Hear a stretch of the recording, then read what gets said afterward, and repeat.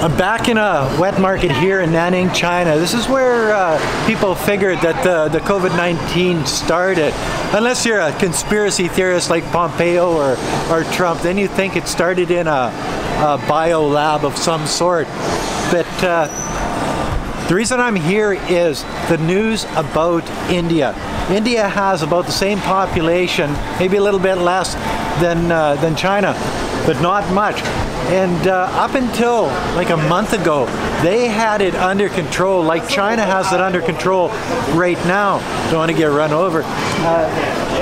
You know, so they had the lockdowns. They had, well, if you were out on the street and you weren't supposed to, I saw a video of officers in India actually beating people with sticks so they would understand that going out is a no-no, and that's just the way it is. So, you know, they had some pretty strict rules and regulations locking them down.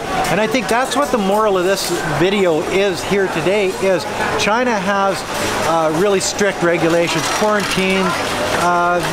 If you come into the country, you're quarantined for 14 days. It doesn't matter if you're a billionaire, you're still going through the same stuff. And it has seemed to work, because if you look around behind you, nobody really is wearing a mask. And it's a non-issue here in China at this moment. Sort of like it was a non-issue in India about a month ago or so.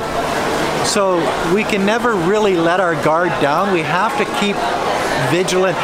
Everybody, like I notice along the streets where they have the COVID-19 vaccinations going on, there is lineups for a block or two. And this has been going on for, well, for a long time now.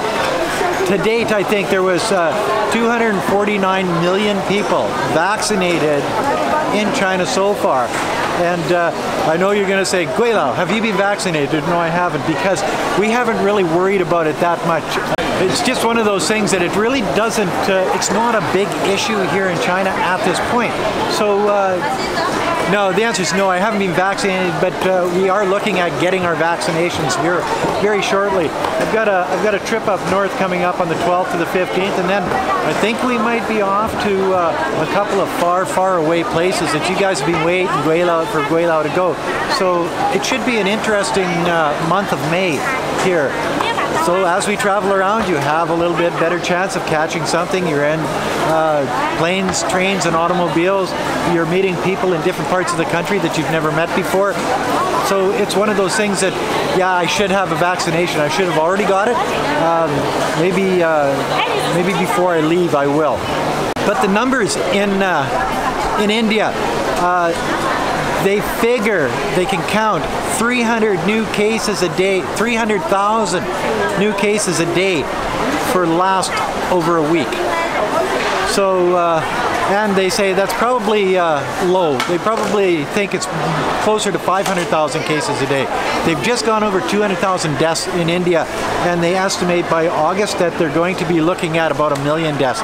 So they're going to take over the lead in the world for both COVID cases and deaths. I can't emphasize any more than I am right now that India was basically like China not too long ago. They had more cases, but the population's the same. They had it under control. They weren't really worried too much about it up until religious holidays, get-togethers, mass meetings of people. Yes, and super spreaders, and it got spread, and now it's out of control, and there's nothing that they can do to stop it. So vaccinate people, quarantine people, stay at home. The hospitals are basically shut down. The gates are closed. They can't help any more people, and we don't want that to happen here in China. So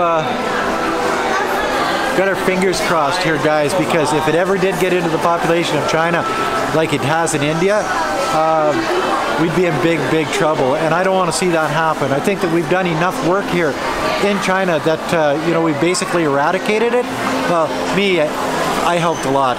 Well, actually not, but you know, through the government regulations, rules and regulations that they put in place, it has actually made it so everybody's life as you can see, is basically back to normal. You know what I mean? And we'd like to keep it that way. So quarantines at the border, definitely.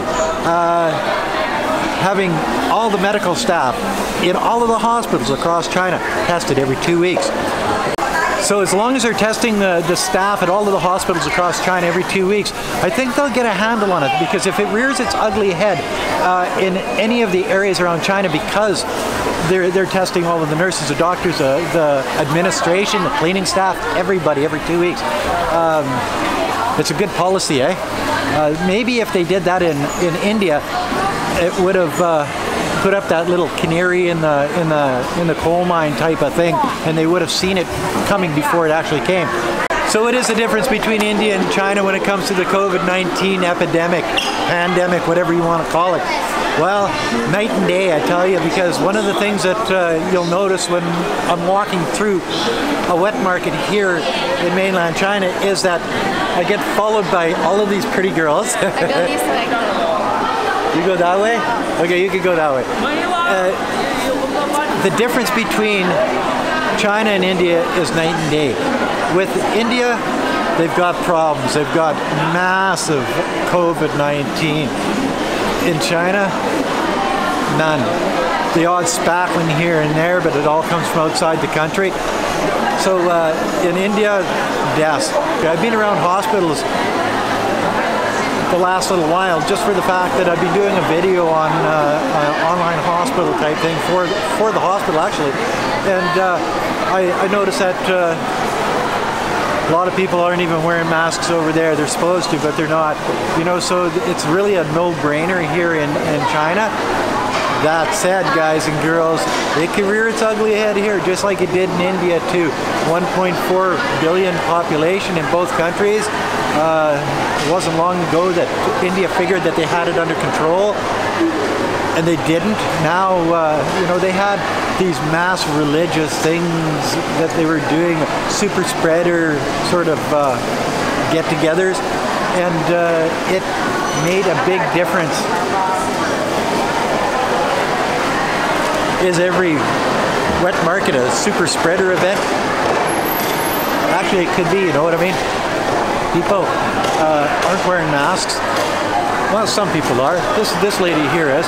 But, you know, the way it is in China is that they trust their government to make sure that nothing happens to them. And the government quarantines and locks things down, and you know, all of the things that in the West they would say, oh, you're taking our rights away. What do you mean we have to wear a mask? What do you mean I have to do a health code? What do you mean I have to get a COVID test if I'm a hospital worker, nurse, doctor, whatever, every 2 weeks? What do you mean you're taking my rights away? I can't move around. I can't do this. I can't. In China, they just do what they do, and the people will actually go along with it. And I think that makes a big difference in stopping the spread of this evil virus. India is in trouble. The whole world knows it. China could follow in their footsteps if they're not careful.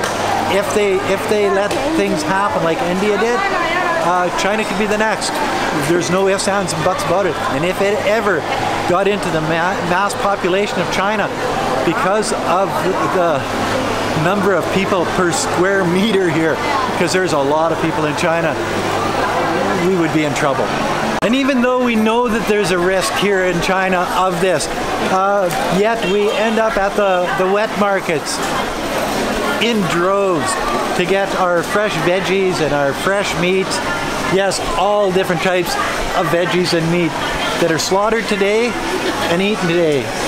And yes, that is a dog there, hanging there. So if you think that dogs aren't on the menu in China, you're wrong. When I go back to Canada and I don't have access to a wet market, I tell you, I'm out of sorts, because we just don't have the hustle and bustle of the freshness, all of that stuff. We don't have people honking horns at us. We don't have the loud. We don't have the ambiance of a wet market here in China. And I think as soon as these places are gone, and they will be gone one of these days,